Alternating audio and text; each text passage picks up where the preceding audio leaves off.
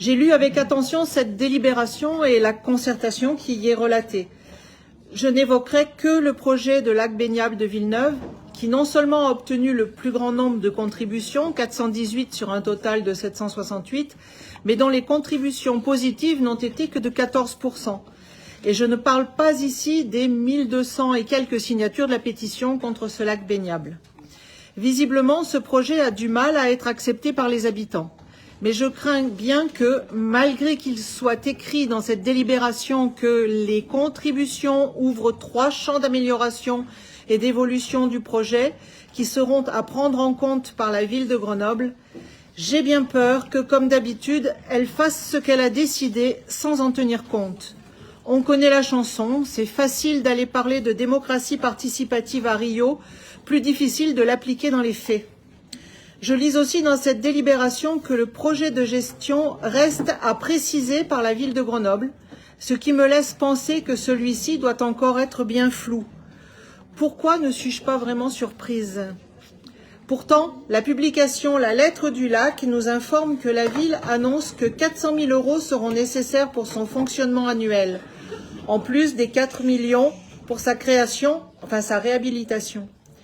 Les habitants proposent, eux, de mieux utiliser ces sommes, comme par exemple, parmi beaucoup d'autres choses, d'entretenir les fontaines et les jets d'eau, d'installer des brumisateurs et des jeux aquatiques pour tous les Grenoblois.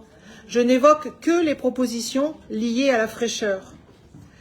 Lorsque je vois, entre autres, toujours dans cette délibération, il sera également nécessaire pour la ville de Grenoble de préciser les modalités de médiation et de sécurité et d'associer les usagers à leur programmation dès à présent et à leur évaluation en continu dès la mise en route de l'équipement.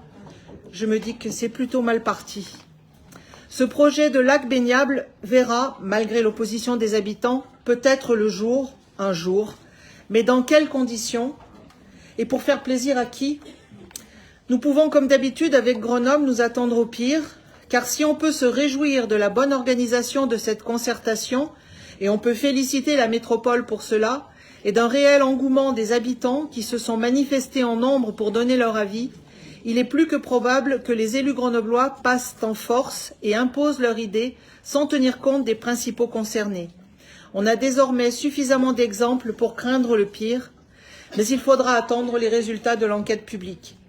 Nous serons particulièrement vigilants quant aux suites données à ce dossier en conseil municipal, car vu le succès de cette concertation qui témoigne de vraies attentes sur ce secteur, ce serait une trahison inacceptable de la part de ceux qui se font les chantres de la participation citoyenne que de s'entêter dans un projet mené en solitaire, une de plus.